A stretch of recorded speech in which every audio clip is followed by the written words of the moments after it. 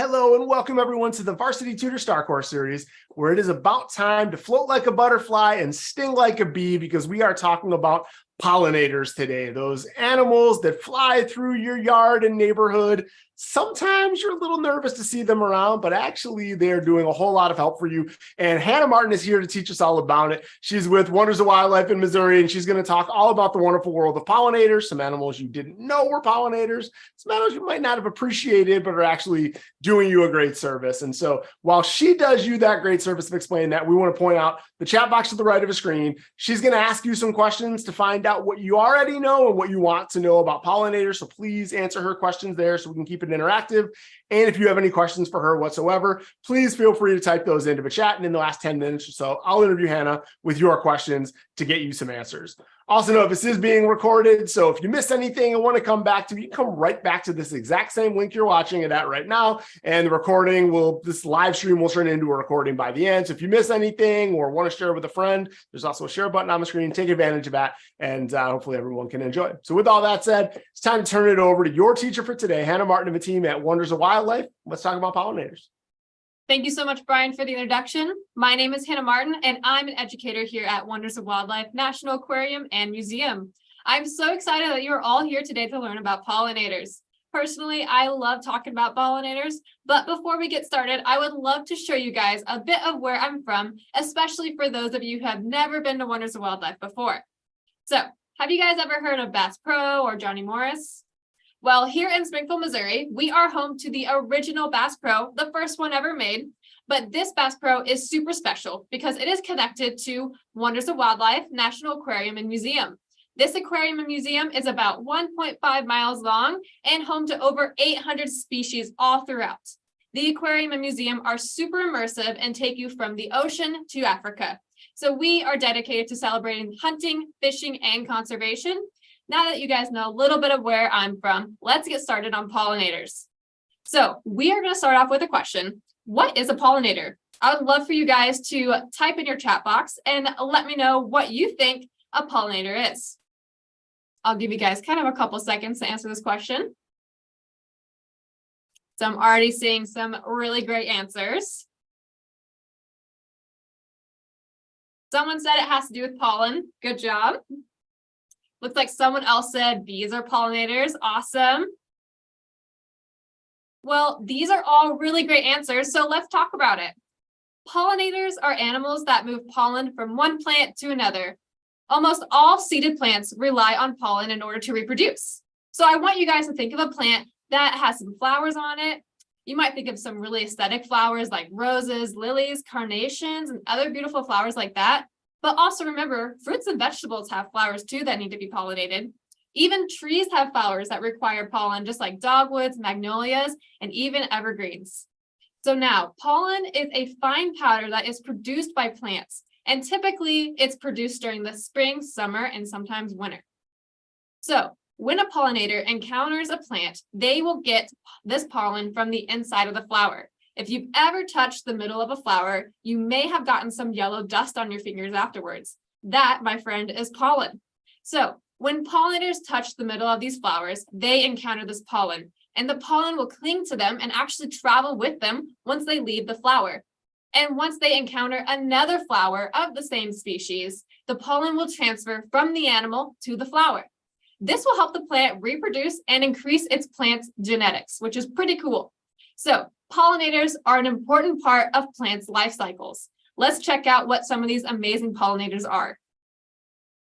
So first off, bees. I'm sure most of you out there know what a bee is, but for those of you who don't know, bees are winged insects that are typically yellow and black.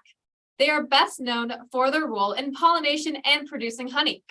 So I know a lot of you guys probably love honey. I know I love drinking honey with my tea. But did you guys know that pollinating flowers have a lot to do with how bees make honey?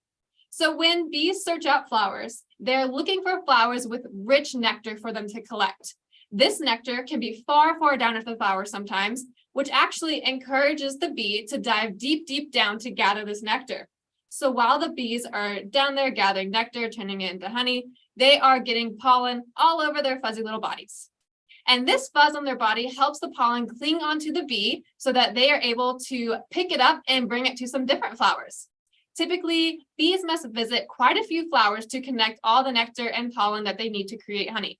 So this is great for plants because this means that their pollen and their genes are spreading to a ton of different plants.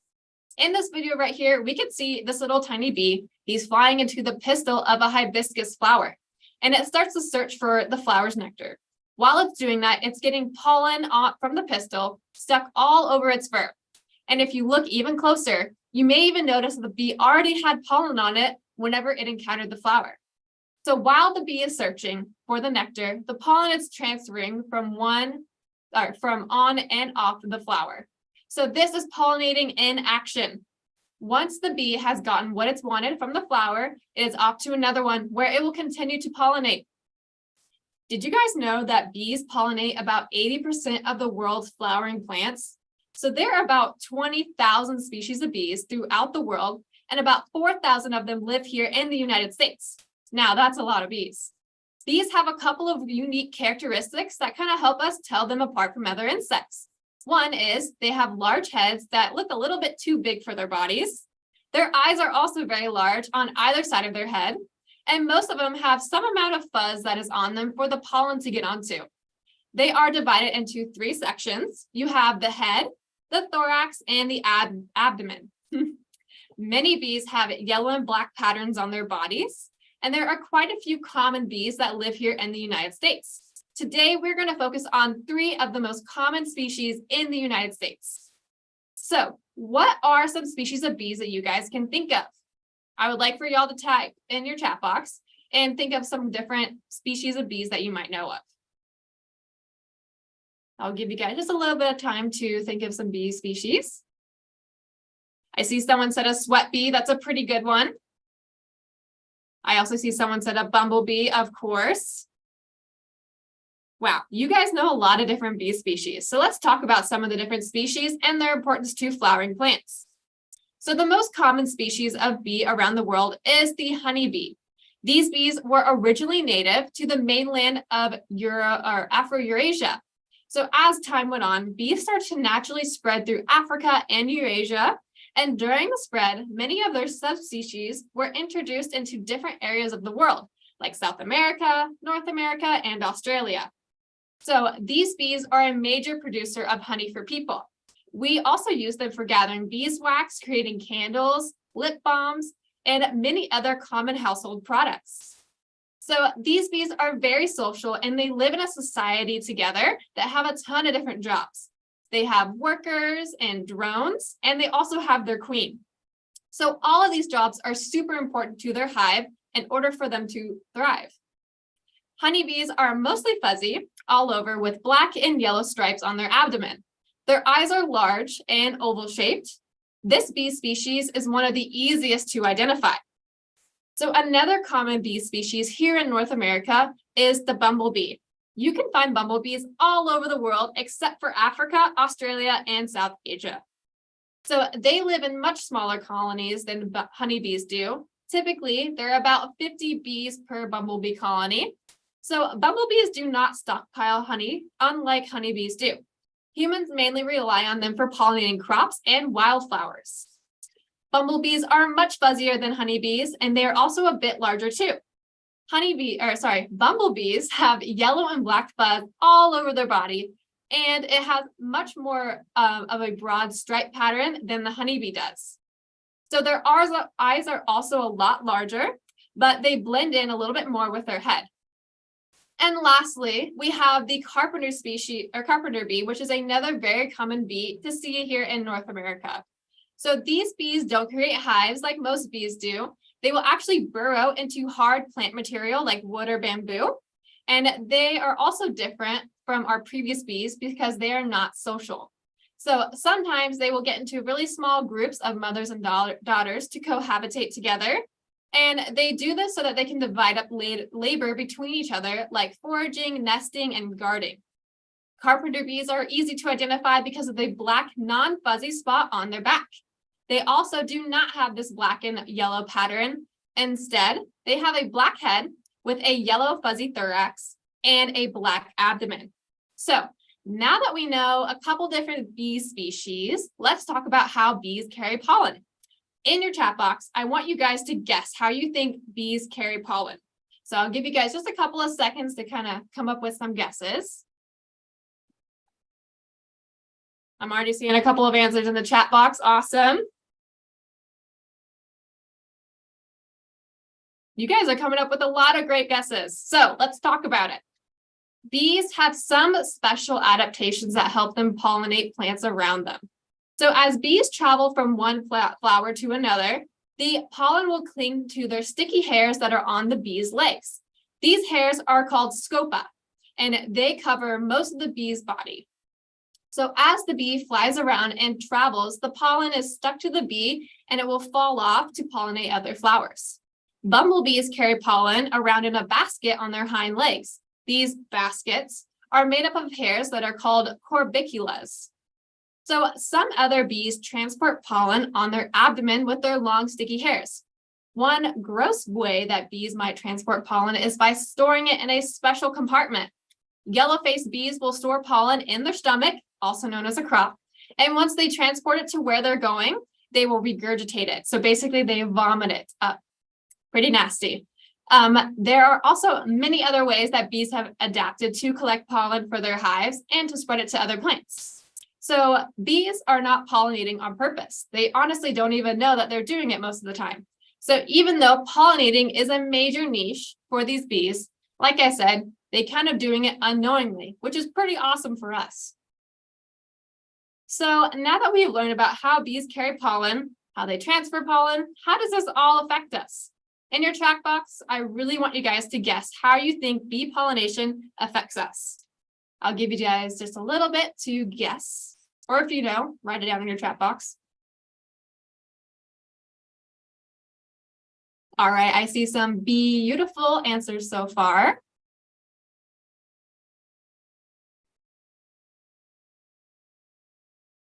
All right, guys, great answers. Let's talk about how bees affect us with their pollination.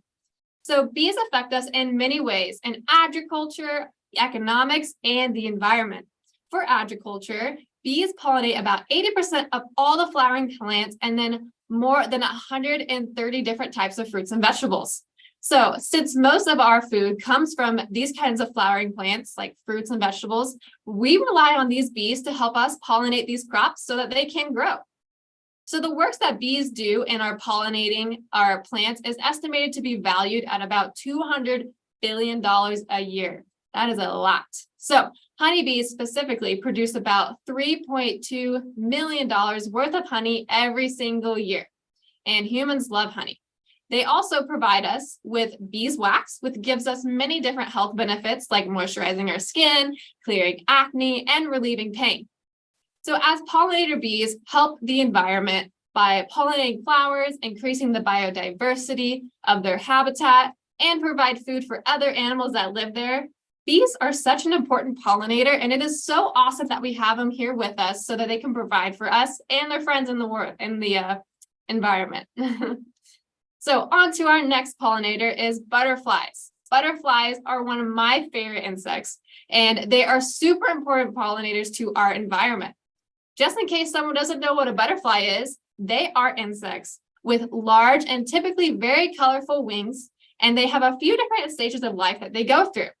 So normally they start out as an egg, and then that turns into a leaf-eating caterpillar. So as they grow for a while, these caterpillars turn into chrysalises, and which is like a cocoon that they kind of stay in as they change. So once they emerge from their chrysalis, they reach their adult stage, which is the butterfly. So it is common to find butterflies, it is common to find them around flowers because they love to feed on nectar inside of flowers, which is kind of similar to the bees. Except butterflies do not create honey from the nectar. They simply feed on it, which these butterflies are feeding on nectar from this flower right here in this video. They accidentally cover themselves in pollen. So as butterflies are feeding on nectar, the pollen will cling to their legs, their bodies, and their head. And as they move between flower, they spread pollen just like the bees do. So in your check box, can you guys name any common butterfly species that you know of? Starting to see some great answers so far. Awesome, guys. Let's see. Someone said monarch butterflies are super common. Someone else said swallowtail butterflies are also another common species. Ooh, the painted lady. That is a beautiful species of butterfly. One of my favorites. All right. It seems like you guys really know your butterfly species. So let's dive into a couple of these.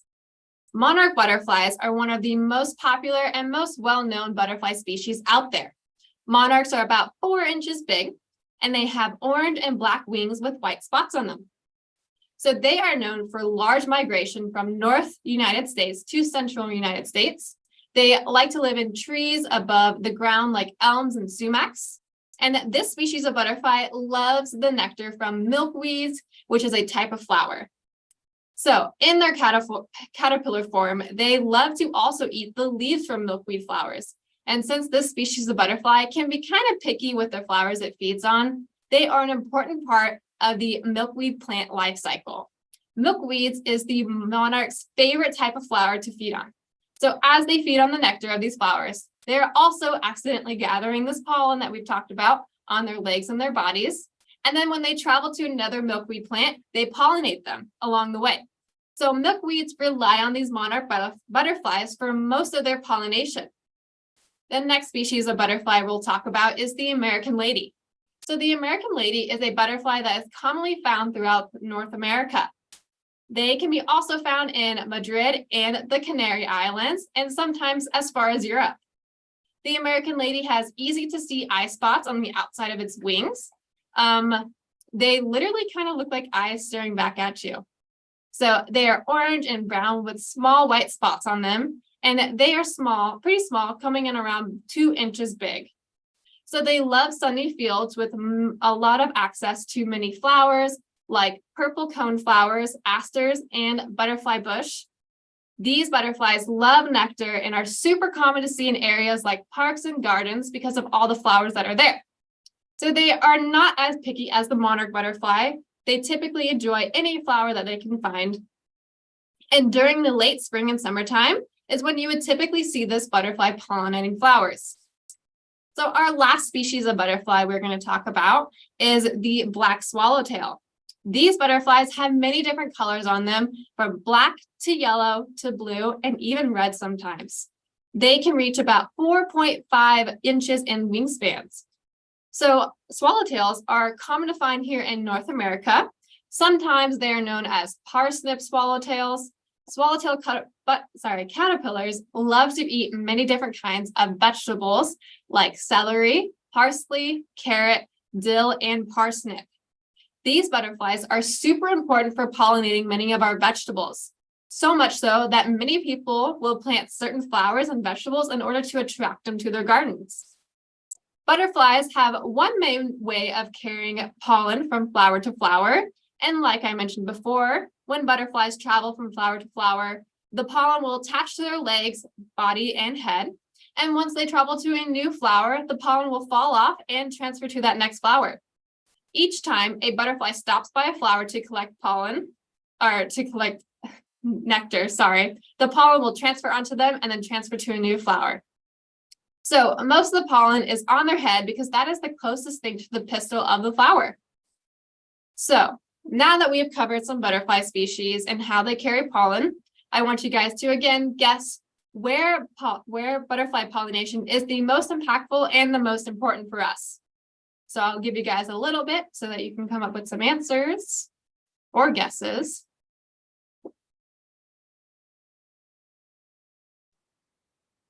So someone said flower gardens, good guess. Someone else said wildflowers are impacted a lot by butterflies, awesome. These are some awesome answers, guys. So let's start talking about it. Butterflies are great at pollinating many different plants from fruits to flowers, but they are very critical to one main area of plants, vegetables. Many butterflies are attracted to vegetables like celery, parsley, carrots, dill, and many others. they spend a lot of time around them, checking out the flower, spreading the pollen to other vegetables. And since they are so attracted to these vegetables, they do most of their pollination for them. So these vegetables are the host plants of butterflies. And a lot of the times they will lay their eggs on them, and the caterpillars will actually eat much of the leaves from these vegetables. So over time, this creates a large population of butterflies in the area with vegetables that they are attracted to. And they help us out by increasing our biodiversity in our gardens, as well as pollinating our crops so that they can grow into food that we love to eat. So really quick, I'm going to show you guys a couple of examples of some butterflies from the United States. I just have this little pinned artifact here. We got a couple of different guys on here, some of the ones that we talked about already. We have the monarch on here, some swallowtails, and a few other ones, but I thought you guys might enjoy this. It's pretty cool. Alrighty. So now we are going to talk about our next pollinator species, and this is the only mammal that is able to fly, bats. So bats are the only animals that can truly fly, and they are an important part of pollination in the tropics. Bats are small mammals that feed mostly on insects and fruit. But some bats are nectar-eating bats, just like bees and butterflies that we talked about. So one cool difference between these pollinators is at the time of day that they come out and the types of flowers that are attracted to them. So bats are nocturnal animals. This means that they sleep during the day and they come out at night to hunt. Meanwhile, bees and butterflies come out during the day to feed, which means that they are diurnal. So if you see a flower during the day, you will definitely be able to tell. You'll definitely be able to see all of its bright colors because the sun is out, shining on the flowers, showing off all these beautiful colors. And this is one reason why these flowers open during the day, is because they are so colorful. And these colors will actually attract bees and butterflies. But at nighttime, since it's dark out, you can't really see anything. So many flowers that open at night actually don't have much color on them. So typically they are white and pale. And nectar bats are actually attracted to these white flowers and have specialized adaptations that help them get the nectar from these flowers. So this is what makes them a pollinator. While the bats are drinking the nectar from the flower, their face is covered in pollen. And just like our other pollinator friends, they carry this pollen from flower to flower when they go to drink the nectar. So now I want you to see what kind of bats you know of. Type in your chat box. Let me know what bat species you can list.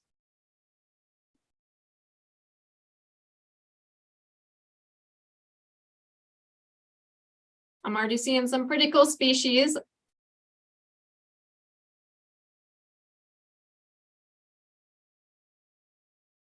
All right, I've seen a horay bat, the Indiana bat, little brown bat. These are all really cool bat species. You guys gotta kind of know your stuff. All right, so now that we've listed some cool bat species, let's talk about them. So one nectar-eating bat is the long-tongued nectar bat, and these are highly specialized bats that are made for pollination. So these bats are typically reddish-brown color with long hair on their body. You would find these bats in Southeast Asia and North Australia. So these bats typically roost in small groups and they love to drink nectar. They are active during the day and night, but mostly during the nighttime. When it is time for them to feed on flowers for nectar, they will use their extremely long tongue to extract nectar from flowers. Many of these flowers they are getting nectar from have a pretty long flower shapes, kind of as you can see in the picture below. So with the use of their tongue, they are able to reach that nectar that is deep down inside the flower. And during this process, the bat gets a face full of pollen that clings to its fur.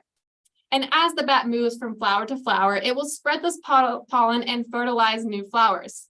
So these bats have adapted these long tongues just so that they could reach the nectar that lives down in these plants. So this is great for bats because not many animals have long tongues, nor can they fly to reach these flowers. So the relationship this plant has with this bat ensures that it will get pollinated and that the bat will have food for it to eat. Their favorite flower to feed on is mangroves and banana flowers. The main way pollen is transported from flower to flower by bats is through their face. So that when they're eating the nectar, the bats go in for the nectar from the plant and they have to reach pretty far down in the plant, like I said earlier, in order to grab it. So as they're reaching far down into these flowers, they get covered in pollen from the flower. And as they travel from plant to plant, they distribute this pollen to the different flowers they encounter. This allows the plant or the flower to become pollinated so that they can continue their life cycle. So now that you guys are bat experts, how does their pollination impact us the most? In your chat box, send me a guess, or if you know the answer, let me know.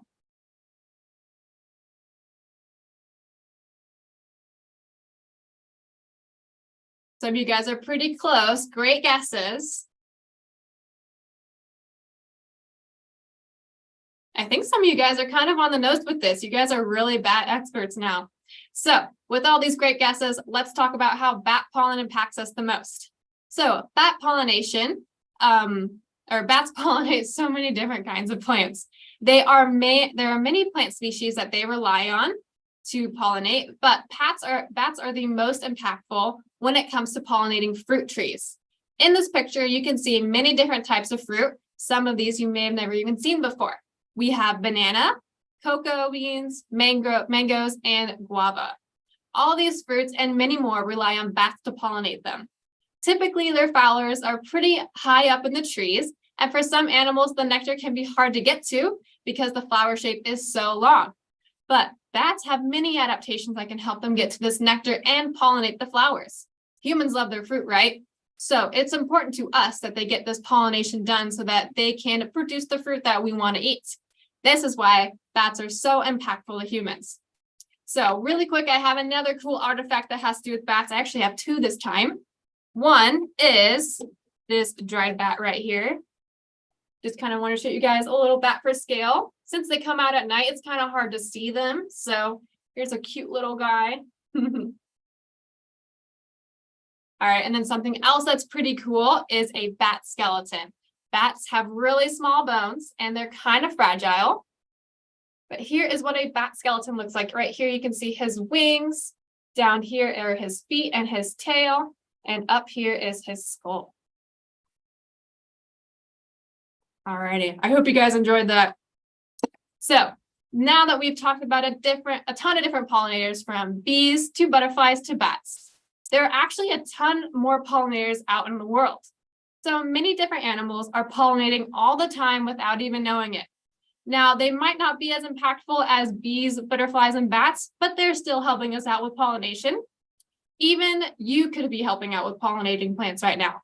Pollen is a common thing for animals to run into in the wild, and spreading it from plant to plant is a pretty simple task, especially for plant animals who love to eat plants.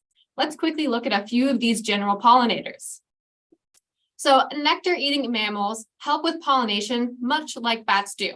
When they want to get to nectar from plants, they have to reach really far down to get it. And while they're doing this, they get pollen all over their face. And when they go from plant to plant, it spreads the pollen around just like our other pollinators. So some nectar-eating animals that do this are capuchins, kinkajous, and oolingos. So there's also birds that actually help with pollination as well. Though they don't carry as much pollen as animals with furry fuzz adaptations, but they still transport some from flower to flower. Many birds have specialized beaks that help them reach the nectar from the bottom of long tubular flowers. So as they're gathering this nectar, their eyebrows can get covered in pollen. And like all these other pollinators, as they travel from plant to plant, they will transport this pollen. So some birds that do this are known as honey creepers, hummingbirds, and honey eaters. So now that we've learned so much about pollinators today, I hope you guys feel super knowledgeable and equipped with information to spread the word about pollinators and their importance to the world. Before we get to your questions, I want to briefly talk about things that you can do at home to help our pollinator friends out. So here are a couple simple ways you can help them out. Recycle plastics, glass, metals, and paper, and try to reuse them into products rather than just throwing them away. That way, you're able to reduce the amount of trash that you throw away. Or sometimes you can even think of a really cool way to use your trash, like using glass for vases for flowers or using metal for crafts. There are so many ways you can reuse your trash. Also, another way is be mindful with your water usage. While you're brushing your teeth, turn off the water when you aren't using it. Maybe take shorter showers to conserve on water. When so many people do these small acts together, it creates a big impact. So also another way to help these guys out is by thinking about what you're putting into our ecosystem. Throwing away harmful chemicals, pesticides, litters, and other things that do not belong in the ecosystem can be very dangerous. Animals could eat this litter. It could damage plants, especially plants that pollinators rely on, and it can even affect us down the road. So always be mindful what you put into the environment outside. And one of the best ways to help pollinators is to create your own pollinator garden in your backyard. Basically, it's like a normal garden, except you fill it with native plants from your areas and wildflowers. And then you get to watch the pollination right in your own home. Pretty cool. So not only does this kind of help you get to see pollinators firsthand, but it will increase their population and help increase pollination in general.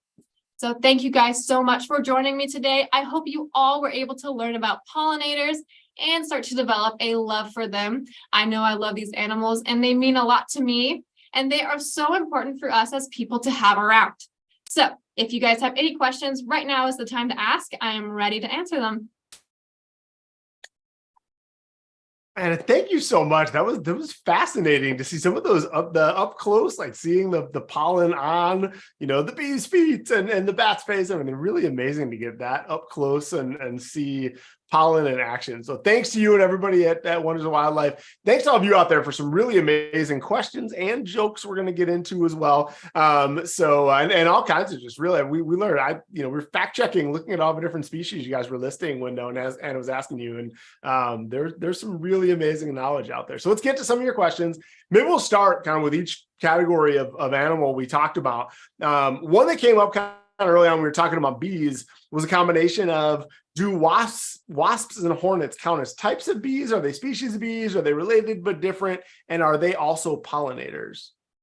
That's a great question. So as far as I know, I don't believe that wasps and bees are related, though sometimes they can get mistaken, like wasps can get mistaken for bees.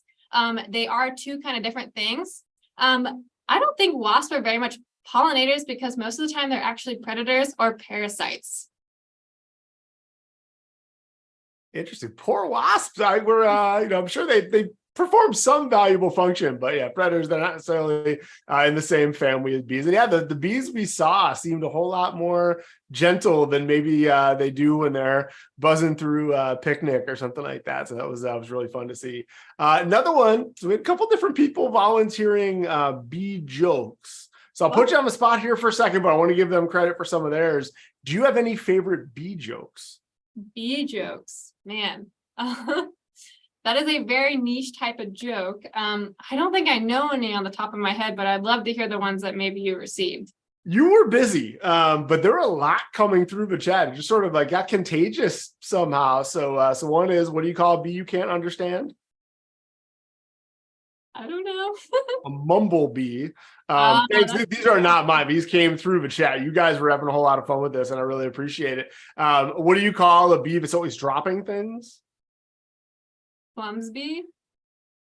That's pretty good. I like that one. This was not the right answer. Someone's answer was a fumblebee. So all kinds of good jokes out there. If you guys have any more that we haven't heard, please feel free to type them in. We may get one more round if you guys are, inventing jokes on the fly, but it was really fun to see everyone having a whole lot of fun with this one. We'll move along to the butterflies. One of the couple things that really stood out to people, one was the brightly colored. I think we all love seeing brightly colored butterflies, floating through our neighborhoods and those kind of things, that familiar monarch pattern. But particularly with things like the painted ladies and seeing the eye patterns. Do you know why butterflies are so brightly colored? Why they have, is that are those actually, supposed to look like eyes, or is that a coincidence? What can you tell us about how butterflies get their patterns, colors, and are those adaptations that help them in some way? Yeah, so they actually have those things for quite a few different reasons. One, a lot of the times in the animal world, if something is brightly colored, it is toxic or poisonous. So it's kind of warning other predators that may be preying on it. Hey, I'm going to make your stomach sick. I'm going to make you sickly. So you better not eat me. As for the way that they look with the eyes, it's actually to scare off predators. So a lot of times butterflies and other animals in the animal world have these different adaptations where they kind of look scarier than they actually are, like mimic owls. And oh God, they mimic owls. I'm so sorry. They mimic owls for the most part. And so they kind of have these really cool adaptations where they are able to just look a lot scarier than they actually are. And as for some other cool facts about their wings is they actually use these colors sometimes to signal to each other and kind of to communicate with other butterflies in their family.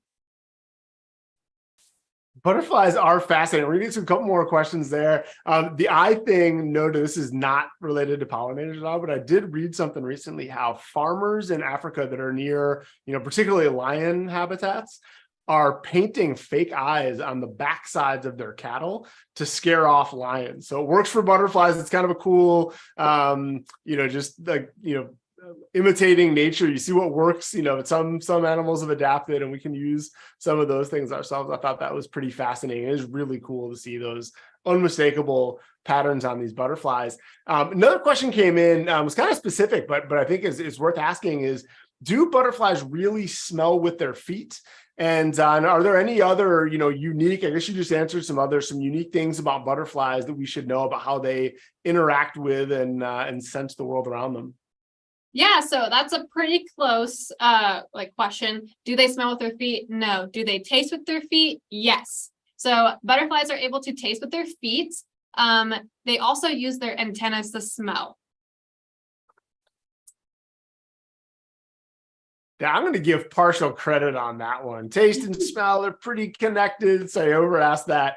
Definitely on the right track, and thanks to all of you for submitting such great questions here. Want to talk a little bit about bats, and you showed us we looked at the bats up close. They're kind of cute. When we saw those, the skeleton and all those kind of things, they're kind of small. Do you know why? I think most people have a little bit of a fear of bats, or we kind of grow up. The vampire bat species came up a lot. We associate them with vampires. Do you know why? Is there a reason that we grow up, fearing bats when maybe in the end we shouldn't? I guess the same thing could be asked about bees as well, but specific to bats, do you know if there's any reason that humans have this aversion to bats when actually they're kind of adorable? I want to say part of it is one, since they are nocturnal, they're coming out at night. So when they're kind of flying by you, it's hard to get a good look at their face and kind of actually see how adorable they are. They also kind of have this bad reputation too with carrying a ton of diseases and being just terrible for people. But in reality, they do not carry as many as you may have heard. And it's pretty rare when a bat actually does have some sort of disease that can affect us. I would also say they have a bad reputation because vampires are scary and they turn into bats. So why wouldn't bats be scary? In reality, most of the time, most bats are eating nectar and fruit and insects. So you definitely don't need to worry about them feasting on your blood or anything like that. And vampire bats are also pretty small and rare. Thank you. Yeah, with events like these, we were even talking about before class, like the more you learn about some of these animals, the more you really appreciate them. And then you start questioning, like, why was I scared of them? Or, kind of like had negative feelings toward them. They're actually really, really amazing. And thank you. Those pictures we got to see of the bats, like they were just adorable. And yeah, I think we should all have this renewed appreciation for bats, really for all of these animals. So we talked about, and you mentioned a few, we got into, some of the monkeys and mammals and birds and those kind of things. In your mind, what are some of the most surprising pollinators? Like once you realize that, bees pollinate because they fly flower to flower, you can kind of see that with butterflies, maybe with hummingbirds, you can sort of associate, okay, they're light, they fly from flower to flower, that gets on them, they eat nectar and all those kind of things. Are there any that stand out that we wouldn't predict that are, hey, they've kind of broken the mold on the animals we saw today, but they're also pollinators? So some of the most unusual pollinators are pretty common animals like gnats and slugs and mosquitoes. Though they don't carry very much pollen, they do carry pollen the same way as kind of the other animals do. We don't see it as often though, because they are very small. Reptiles can also be pollinators like lizards, geckos, and skinks. And some of these reptiles drink nectar. So therefore they kind of get into that pollen the same way the other animals do. And then they're able to transfer it. Some other really cool pollinators would be like beetles and lemurs and some parrots. And I would also say sometimes that people can be pollinators because we do transfer pollen. I mean, it could be part of somebody's job, but sometimes you're accidentally doing it just like the other animals are. I think we all feel better being in such great company. We see a lot of these animals up close. You list these others, and to think like, hey, we're part of that equation too. I'm honored to know that I might be a pollinator sometimes as well. So thank you for that. Hopefully, you guys feel the same way. Now, we're probably not the nature's most efficient pollinators by any means compared to what we saw today, but we can help out quite a bit. I know you touched on that, but you mind talking about a little bit of like, why is it so important that we help pollinators? Because you did volunteer some things we can do. And if there's one thing you could challenge people to start doing tomorrow or this weekend or whatever that would be to help pollinators, what would that be? So all around the world, animals, plants, and humans alike rely on each other for our ecosystem to stay happy and healthy. And so like we talked about today, pollinators matter because they provide us with so many important things, not just the honey that we eat and the fruits, but they are also the reason for plants to continue to survive and to thrive. So pollinators are an important part of our daily lives. Thank you. Yeah, when you see what they do for our fruits, vegetables, flowers, all those kind of things, it really is like they help make the world we love possible. So it was really great getting some insight into that. Maybe specific to you, do you have a particular favorite pollinator and why? So I would say the bats and the butterflies are my favorites just because, butterflies are so beautiful. They're so fun to look at. And I could just sit down and watch them flutter around flower gardens all day long. Bats are also super cute. And I think it's so adorable when they get that pollen stuck all over their face. I mean, it's just so cute. That's really why they're my favorites. I think we can all identify with that, right? Like a 1-year-old at a birthday party, or sometimes somebody older at a birthday party. You love something so much, your face is covered with it when you're done eating it. So, I mean, they're mammals. Bats and humans aren't so we have so different. We've got a lot in common to enjoy. Hey, we've been seeing all the Wonders of Wildlife, logos, behind you and on the slides, and we got a little bit of a photo tour in the beginning. You guys are convenient. It's still summer road trip season for so many people, and you guys are conveniently located right in the middle of the country. Can you tell us a little bit about Wonders of Wildlife? You do these great events for us. We learn so many things, see some of the artifacts you have, and obviously you put a lot of thought and everything into these presentations. But what should we know about Wonders of Wildlife? What can we expect if we come visit, and how can people learn a little bit more if they're excited about this and think they may be in Missouri sometime soon? Yeah, so actually, since it's summertime, a lot of people are on the road, and currently we are doing our summer camp program. So we have a ton of summer campers that have been coming through our doors every single day this week. And we have a ton of different topics from magical beasts to national parks. And we actually have a lot of kids enrolled this summer that don't actually live around here. They're just around here on vacation. So if you do happen to come by during the summertime and you're having an extended stay, definitely check out our summer camp programs because they are so much fun. I'm one of the teachers and I absolutely love teaching it. We also have a couple of really cool things around here at Wonders of Wildlife specifically. We have our Agents of Discovery, Mission Conservation. So if you ever come to Wonders of Wildlife, check out the Agents of Discovery app, and you're actually able to do a virtual scavenger hunt, kind of similar to Pokemon Go, throughout Wonders of Wildlife Aquarium and our museum. It's pretty cool. But if you are not able to make it down here, don't even worry. We have some at-home missions that you can play on the Agents of Discovery app for mission conservation that you can actually do right at home. And you can learn about so many different topics from Earth Day to ancient wonders and different things like that.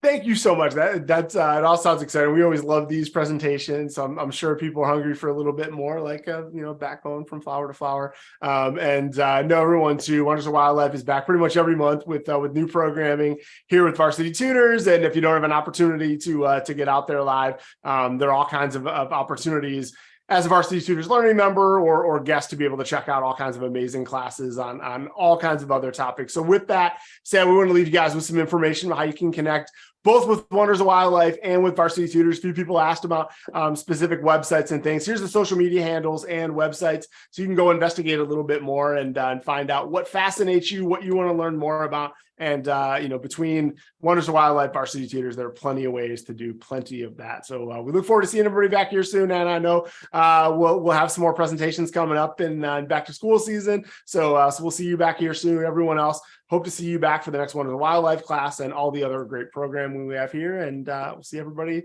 back here soon. Thank you all.